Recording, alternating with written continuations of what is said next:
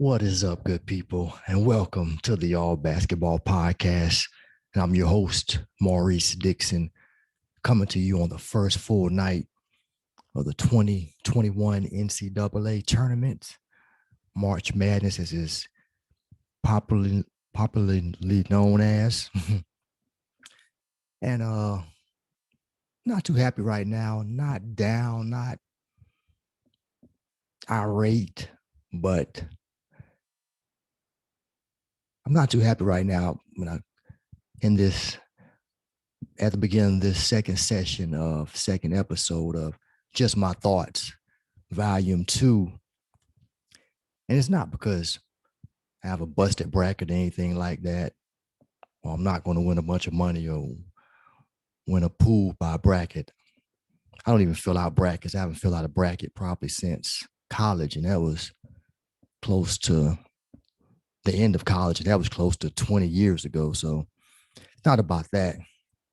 It's pretty much about the hometown team, the home state team.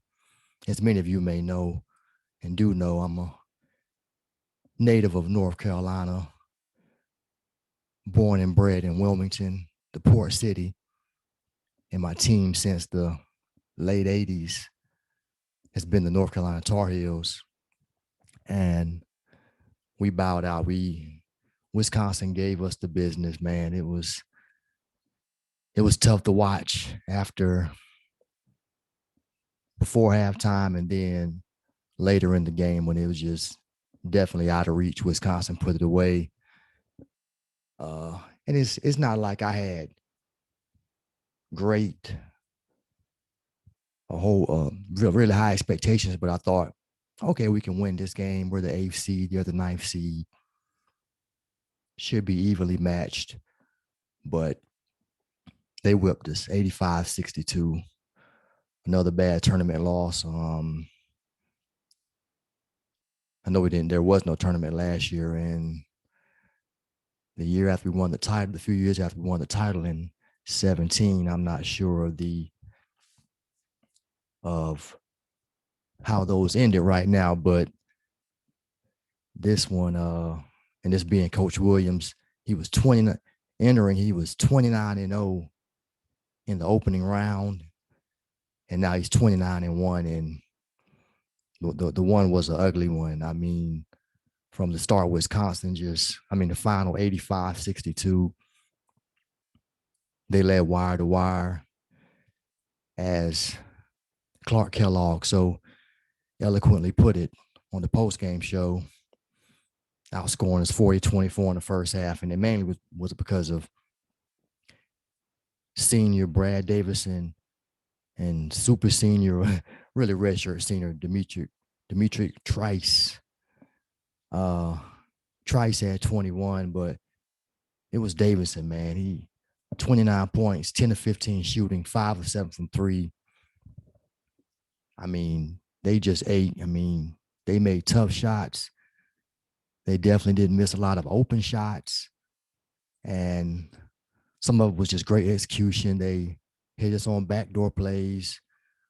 We took the wrong angle on, or made the wrong decision on screens, going under on shooters sometimes. I don't know what Leaky Black was thinking. I mean, dude, he's a 40% shooter. Okay, he came into the game averaging only 9-10 points a game, but he can shoot.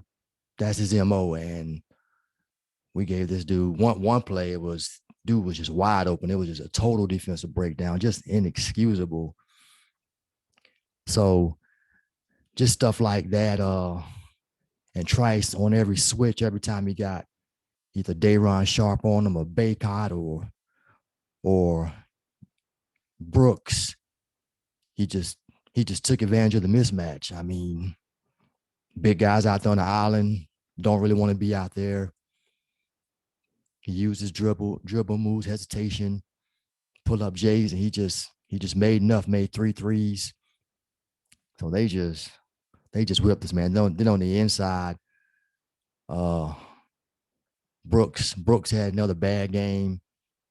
I saw a lot of stuff on Twitter about him having just the tough years. It's almost like, yeah, what happened? Because last year he played pretty well, and we weren't that good of a team, even though we had Cole Anthony and some other experienced guys. But I remember, I think, yeah, last year, because it was kind of believed that, oh, Baycott's coming in, that's going to kill Brooks' minutes. But Brooks played well as a junior, but this year he was inconsistent. I don't know if it was because he had to go to the come in and out of the game more, or he became a reserve at certain points.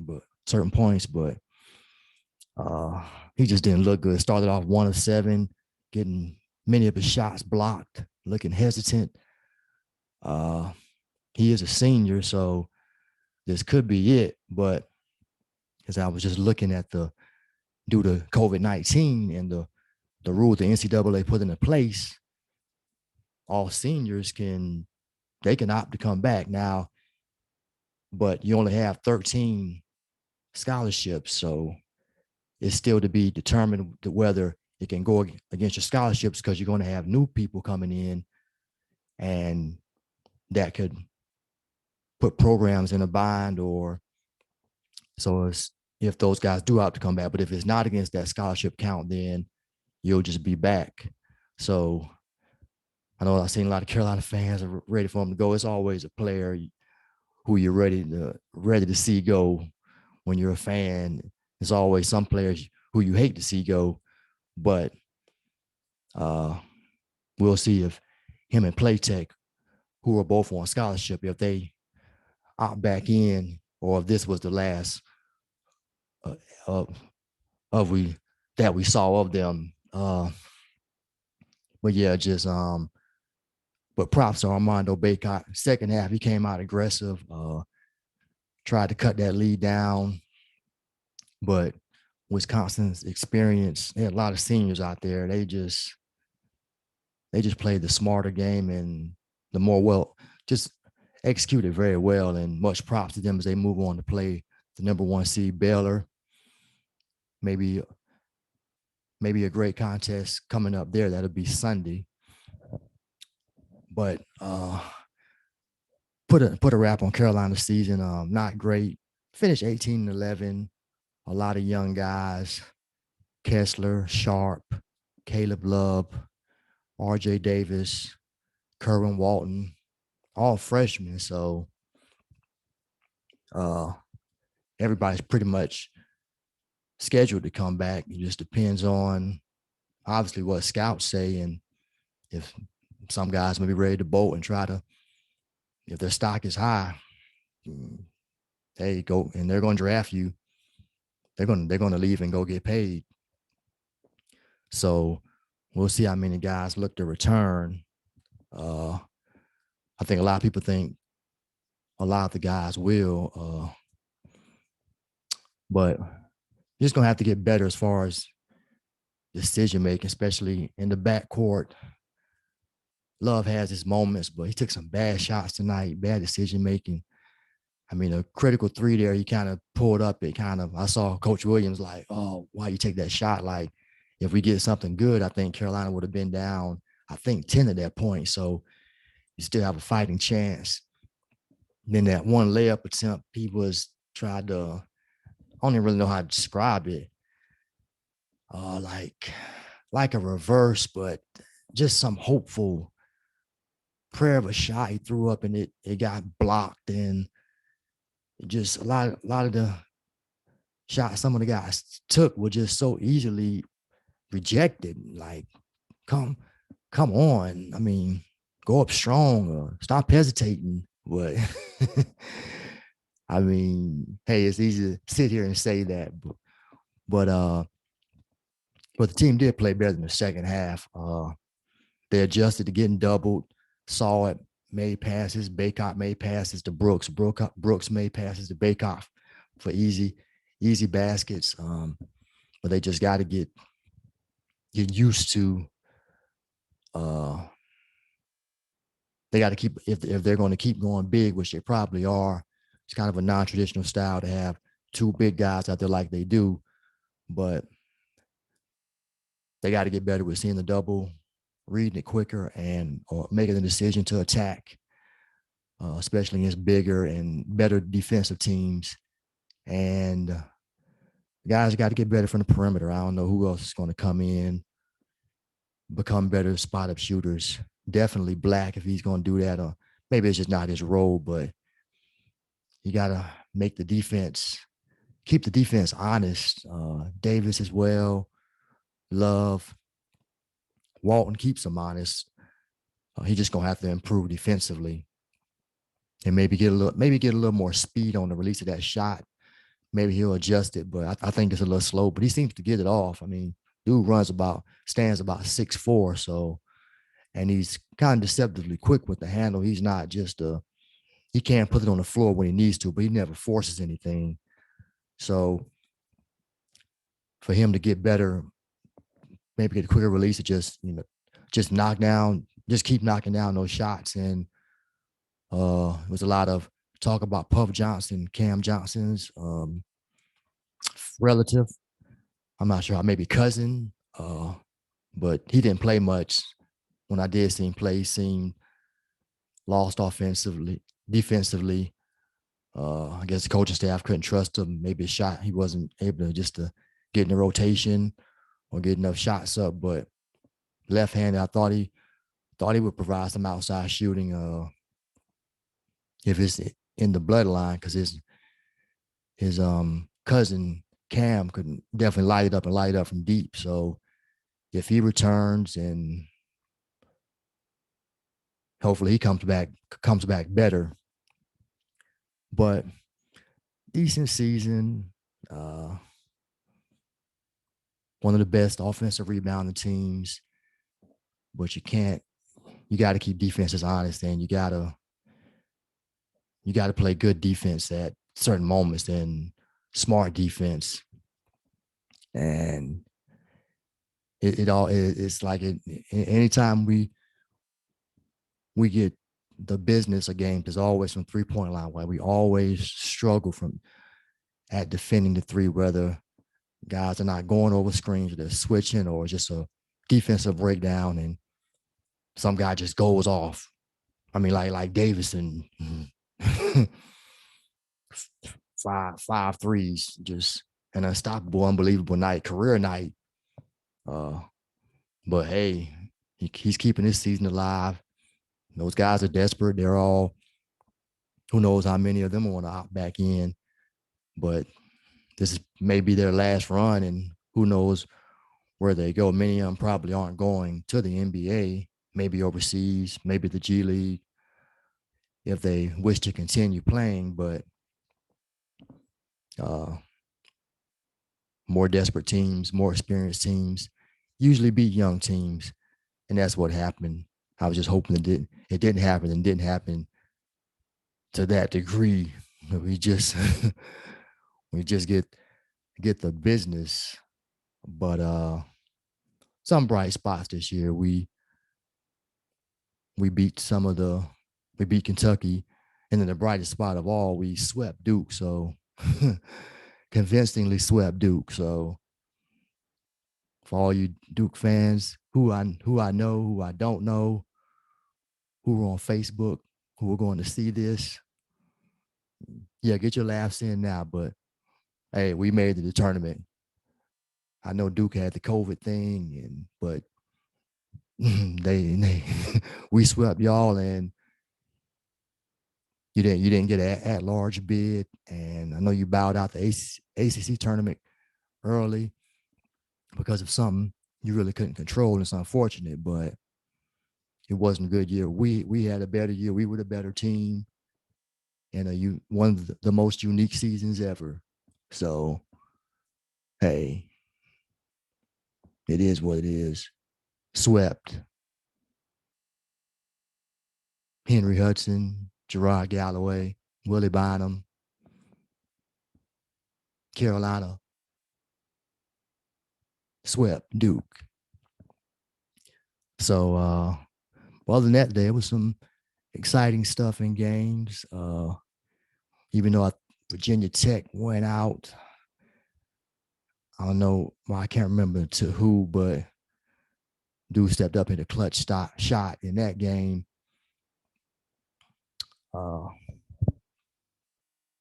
game was that? Then the dude, he returned the favor on that crossover to pretty much ice it in overtime.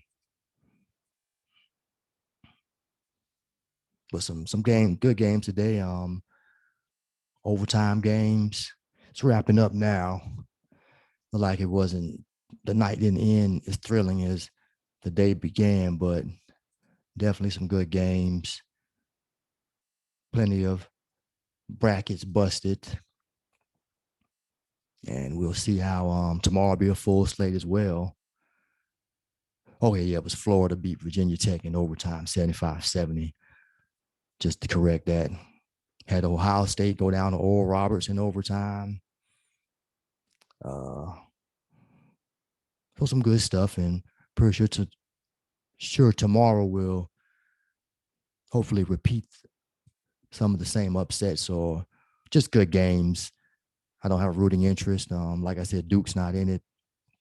Some of the other, one of the big program like Kentucky's not in it, but you still got Kansas, some other well-known programs. Gonzaga looking to finish the season undefeated. They entered the tournament undefeated. Trying to do something for the first time since Indiana in the late 70s before I was born. UNLV couldn't do it. Kentucky a few years couldn't do it. It's gonna be tough. But looking for some exciting stuff tomorrow. Got I'm a proud alum of North Carolina A&T. We got Norfolk State representing the MEAC, still made it into the, had that one of the play-in game is one of the first four, as is officially referred to. Had them and Texas Southern both win, so they'll be playing tomorrow, trying to keep things going for the HBC schools and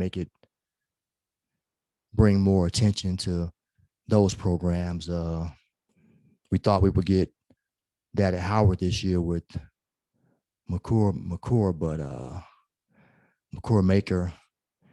Hopefully I'm saying his name right, but that just was a disaster. I read up they just had COVID hit, and then it just went downhill. It was just bad. So they didn't even get the exposure that was kind of expected. So we're looking forward to the slate of games on Saturday. Now I'm going to shift my attention to the NBA for a moment.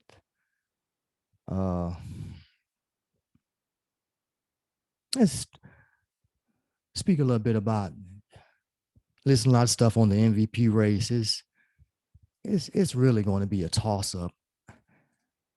I mean, nobody is, well, Embiid was balling out of control. Now he's hurt. He may miss too many games. So that may disqualify him. And then I just think it should just come down to maybe the standings. I mean, LeBron's doing his usual thing, but he's being put up. He's being put in the conversation because, well, they do have they've been the top of the Western Conference most of the season, and he's been keeping them on the right path, keeping them in the win column and on win streaks without Anthony Davis. So that helps his case. And he has those storyline they keep going with about him being older, and it almost seems like the Rights want to make it up to him since they didn't give it to him last year or some other years. But it's really, really going to be a toss-up. It seems like, I know we're more than halfway through the season, but nobody's really distinguished himself or had many. I mean, guys are putting up their numbers, but nobody's had that, in my opinion, that player of the year impact. Some guys have, but it's mainly but the team's record's not good enough, or they may just not garner enough votes. And I always like I feel like everybody will make the argument, well, if you take this guy away, when you say most valuable player, if you take this guy away from the team and you try to figure out who's the most valuable, but I always like the thought of it being player of the year, who was the most exciting player of that year or did something incredible. And I know it's still based a lot off narratives and storylines, but I this year, I mean, if Embiid misses too many games, it's probably going to, I mean, LeBron's obviously going to be up there. I guess people, I mean, Utah keep winning, keep beating good teams and being number one in the West. They got to be considered for the you're gonna have to put Donovan Mitchell up there. Hey, yeah, maybe his stats aren't popping like some other guys, but if they come out with the best record, you have to give him some credit. Jokic, I know his storyline was being pushed before the season. Denver's finally got it together, fifth place currently. Still haven't been on a real long win streak, but well above 500. So you consider them. I mean, Damian Lillard dropped 50 on the Pelicans in that first game of that back to back when they came back. Gotta give him some consideration. And in the East, I know Giannis is doing this typical, putting up his typical numbers, maybe even better. PER is probably off the chain, but they're on a win streak right now. But people are like, hey, we need to see something in the playoffs. You need to get to the pretty much you need to get to the finals or the conference finals again. So it's voter fatigue there. Then the argument goes against James Harden because of what he did at the beginning of the season for the Nets, but he has them balling 28-14. They lost tonight. It happened, slipped up against Orlando. Yeah, just didn't have the night. I think Kyrie Irving went north of 40. I want to say pretty sure I saw 43 points, but just more, it was just the Magic's night. So, and that happens in the association. So, but I mean, Harden's been putting up triple doubles. They've been winning. Durant's been out. That kind of helps his case. But will he get the votes because he was so unprofessional at the beginning of the season before he got traded from Houston? It's just a lot of pressing questions around the MVP this year. I don't think it'll be a co-MVP year. I don't remember if that's even been done or if when the last time it has been done. And then you got the Suns. I mean, I knew Chris Paul would get them into the playoffs, but currently 26-13, third in the West, beat some good teams. Chris Paul came there, not putting up great numbers. I mean, putting up his usual numbers, top the league in assists, give you double digits in the scoring department, but probably nothing spectacular. I did see him put a nice crossover move on the rookie Anthony Edwards tonight, but yeah, it's just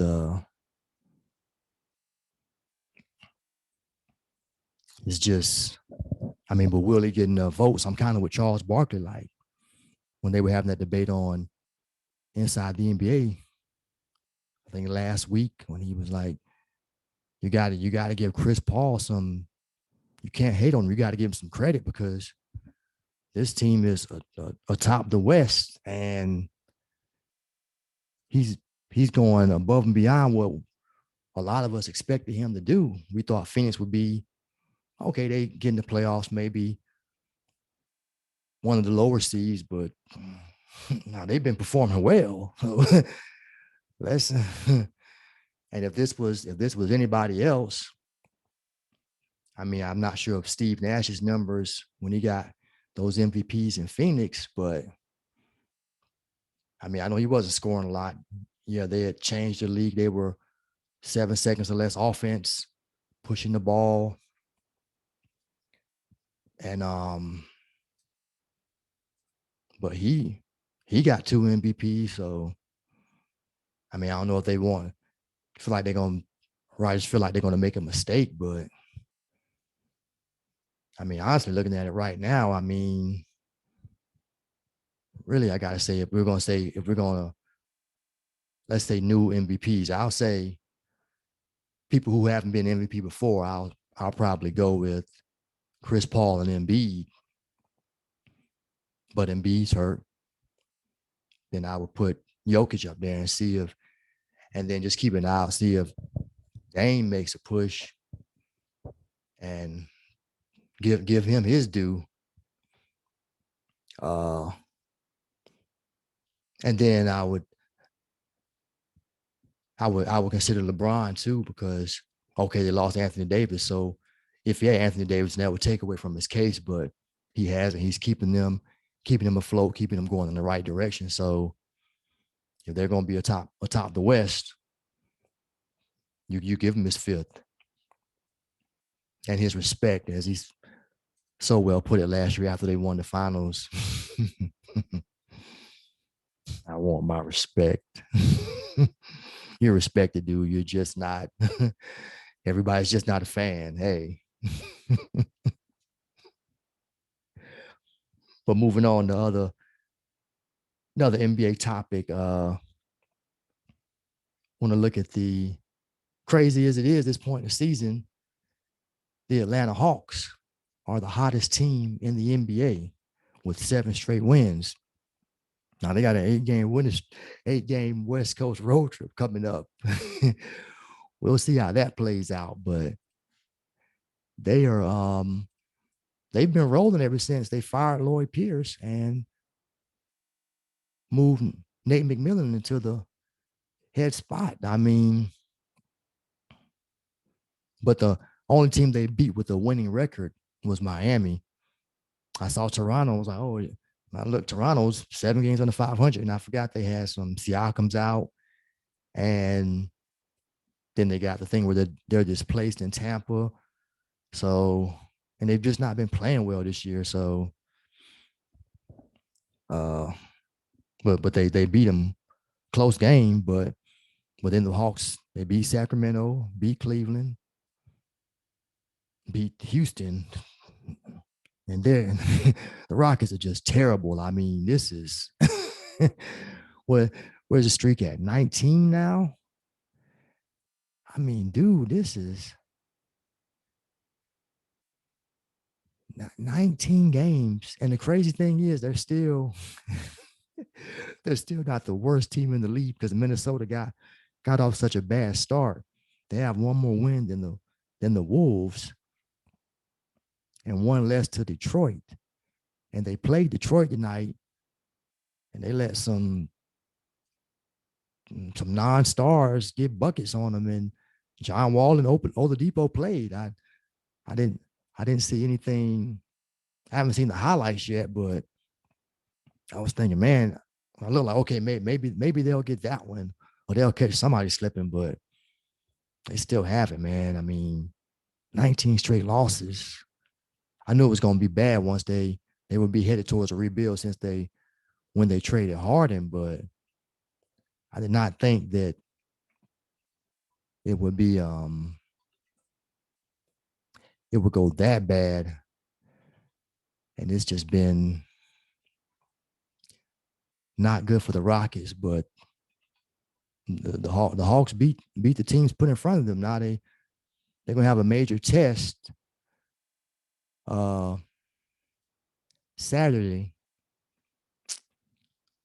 Yeah, that is tomorrow when they start this road trip against the Lakers.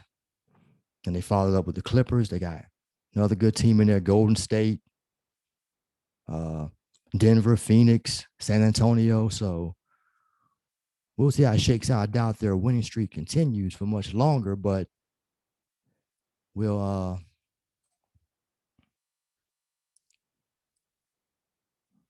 we'll see how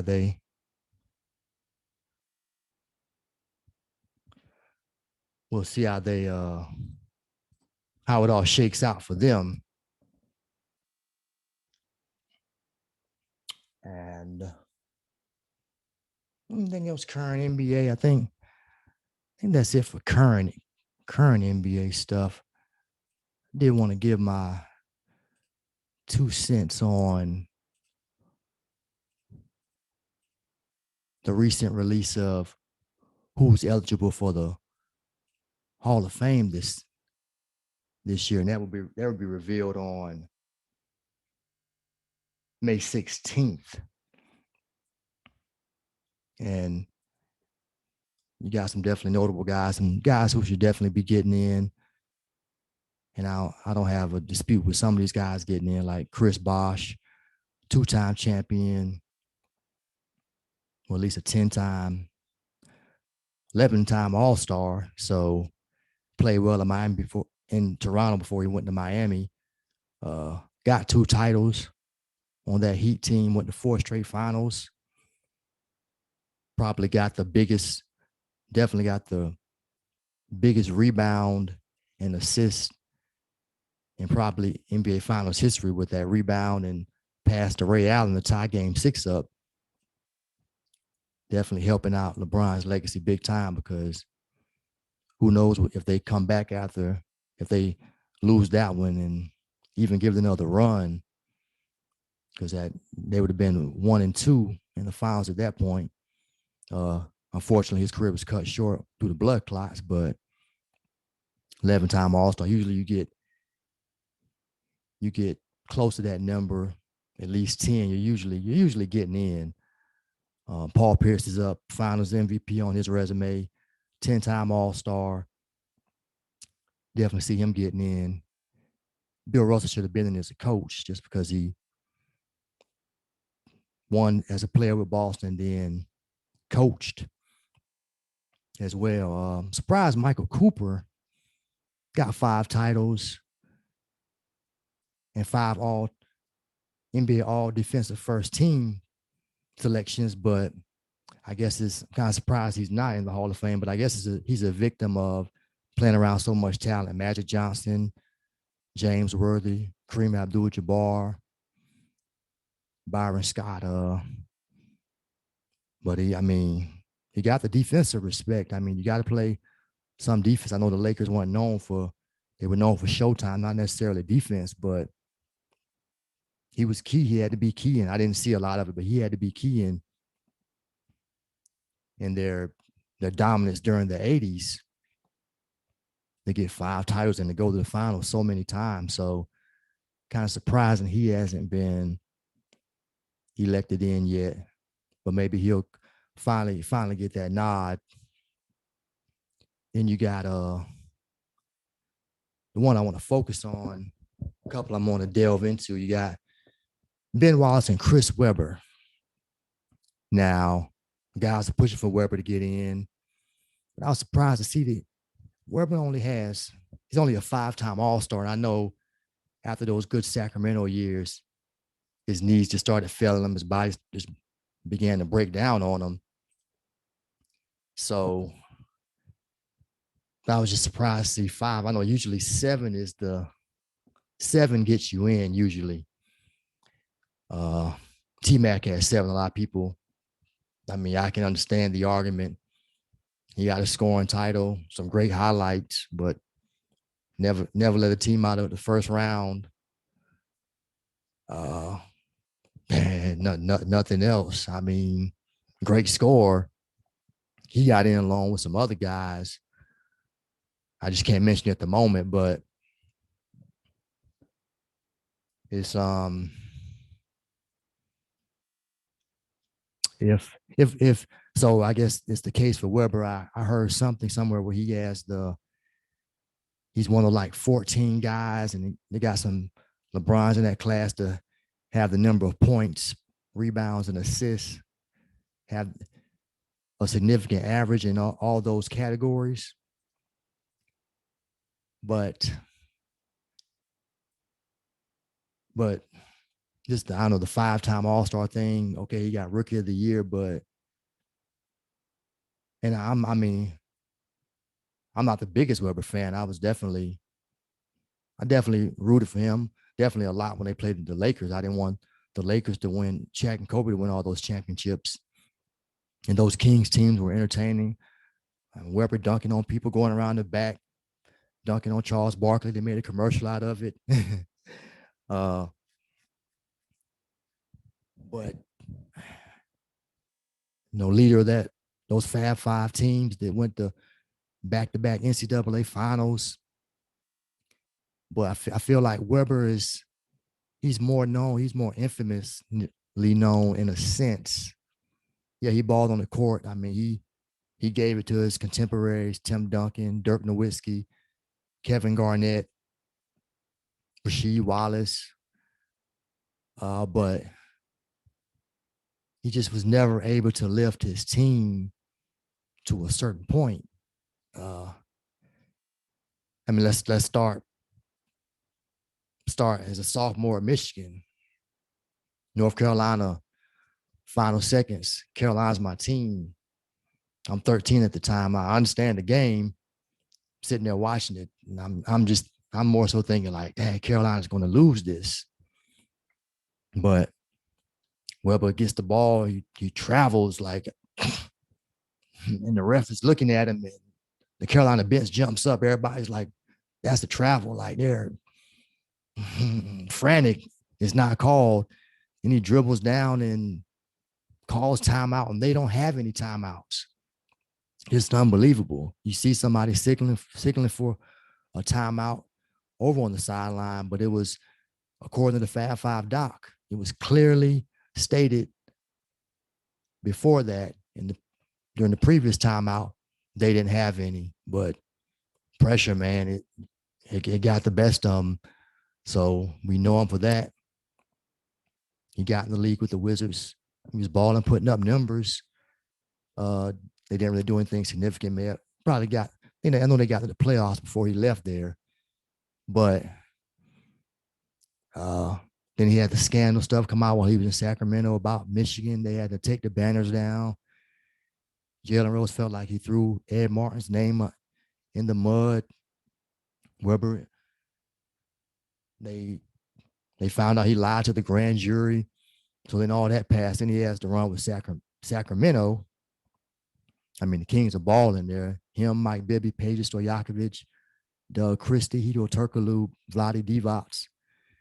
And they come out that year, him and Jason Williams. Even before that, they beat that Utah team, and when we had 5-game series. I would like to see those come back in the first round. Then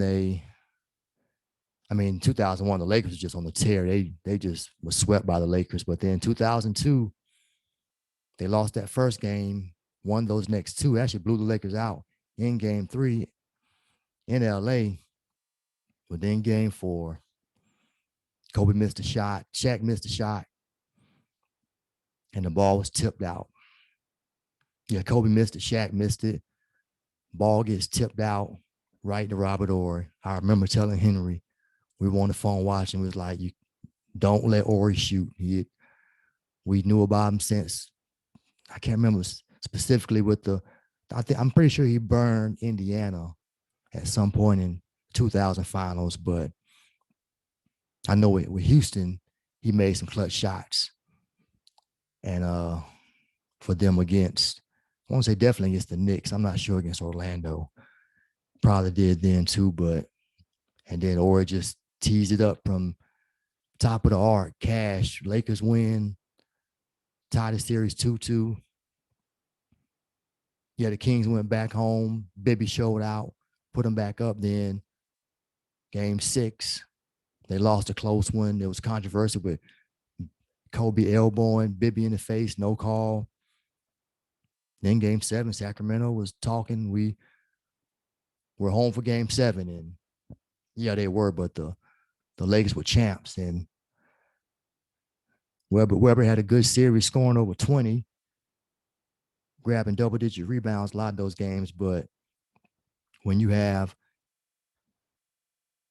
Shaq go for 35 and 13, Kobe go for 30, 10, and 7, and then you get to Webber in that game, 9 of 21, 11 assists, 8 rebounds. not a bad game, but you just need a little more. Game winning overtime. I mean, the King shot horrible from the 3-point line.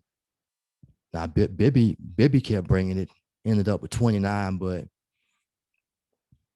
it's just nothing memorable there for Weber. I mean, maybe if I obviously go back and watch the highlights of some of that game, but I just remember they just end up being shook. And the one thing I definitely remember, Stojakovic had a good look from the corner. He just airballed three on.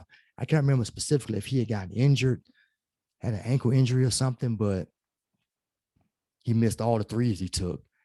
And they were just shook. And then after that, I mean, Sacramento didn't do anything else. Then Weber's body just started breaking down. And he moved on to Philly, played with Iverson for a little while. That didn't work. Then went to Detroit. And I think he was on that team where in 07, where they ended up losing to LeBron. Everybody thought they maybe had a chance, definitely had a chance to get back to the finals. And just didn't happen for Detroit. And so, I mean, Weber, but if he gets in, I understand. I mean, definitely a great player. And a player you will remember, whether you remember for some good things, but he's definitely going to be known for just not coming up in the clutch. And then it's the worst thing ever in college, calling that timeout. I mean, I think he messed up when he didn't show up on the documentary. He said he would. And then we don't have a book or anything still. He just, I guess, kind of wants it to go away, but that's how he wants to handle it. That's how he wants to handle it. But if he gets in, I understand. But I would like to see Ben Wallace get in. I think because defense is such a critical part of the game as well. I know Ben Wallace didn't score many points, but 4-time Defensive Player of the Year, got a championship. I mean, that 1 year the Pistons were on the roll. Definitely should have got some real MVP consideration because he was kind of the anchor of what they did. I know it was a collective effort with Rip Hamilton and Tayshaun Prince and Chauncey Billups and Rasheed Wallace and Larry Brown making the calls, pulling the strings, really motivating those guys to maximize their talent. And they caught the Lakers at the right time, whether they still beat them, whether Kobe and Shaq were feuding. They still ended up beating a great team with old veterans, Malone, who was injured, and Gary Payton. But I mean, even when I was at that moment in time when Ben Wallace was doing this thing, I remember having a few arguments like he should be really considered for MVP, man. I mean, they're playing great defense. They have one of the best records in the league. But all I kept hearing is, man, he doesn't score enough. He doesn't score enough. And yeah, I know in basketball, the main thing, the ultimate goal is to score more points than the other team. But when you can keep teams from scoring, that's major too. So, and Ben Wallace has a good story. Went to a small school, I think Virginia Union, and I mean, just kind of just made it from where he came from just to make it. I mean, it's just a great story to go to such a small school and then end up having Virginia Union end up having to. I mean, that's CIAA. It's lower D1, but almost D2 in a sense, probably, to be honest. But for him to do that and come out with the achievements he did and be bounced around and find a home in Detroit and then win a title, almost win 2 titles. I mean, they had San Antonio on the ropes there in 05, late game. I don't know what the heck Rasheed Wallace was thinking. Ginobili gets the ball. Game is in Detroit. He runs over and traps Ginobili, leaves Ori wide open on the wing. Big shot Bob comes through again. And then even though they went back to San Antonio and won game 6, forced the first game 7 in the final since the Rockets and the Knicks in 94. And went down to the wire, just couldn't. Tim Duncan was just too good. And McDyess got in foul trouble, and Larry Brown decided to put Tayshaun Prince on him. And Tim Duncan, you're not going to disrespect me like that. I'm going to work, because I'm already going to work on Ben Wallace, Rasheed Wallace, Tonio McDyess, whoever else you got to put on me. And one of the reasons why Tim Duncan is 5-1 in the finals, greatest power forward to play.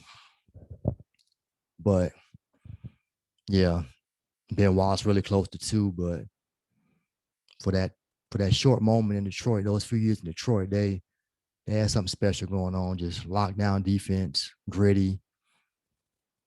It was something I enjoyed watching. Probably not too enjoyable for many, because the name of the game is offense. People want to see buckets being scored, and sometimes they didn't score a lot of buckets, but they lock you down. But if most of the people if those two guys get in, they don't. I mean, it just is what it is. But if they do, great for them. Because a lot of players come through the league, but to be put in the Hall of Fame, that's that's something special. Very few basketball players get to that level anyway. But going to the Hall of Fame, whether people don't agree with it or not, when names come up like McGrady and Yao Ming and maybe Mitch Richmond, I think he's in. People might argue, but hey, at some point, those guys did enough to go down with the greats and be remembered, because they had some special moments at the highest level of basketball. So, but that doesn't come out until May 16th, so a little less than 2 months. So we'll probably talk about it again, get some other people on the podcast. They can get at me. You can get at me, let me know. It's just my thoughts. So if you don't agree, hey, love the debate. It's the foundation of this podcast, to debate basketball. But that's all I got, folks. Just glad to be able to come back before you, talk a little basketball, give you my thoughts. Just My Thoughts, Volume 2. As always, thank you so much for listening to the All Basketball Podcast, which can be found on Google, Spotify, Apple, Stitcher, any podcast platform you listen, you should be able to find it. Search the All Basketball Podcast. Anchor as well. Really appreciate if you give it a listen on any of those platforms. If you want the visuals, just search All Basketball Podcast on YouTube and I'll pop up. But until next time, this has been fun. I'm your host, Maurice Dixon. Peace and be blessed in Jesus' name.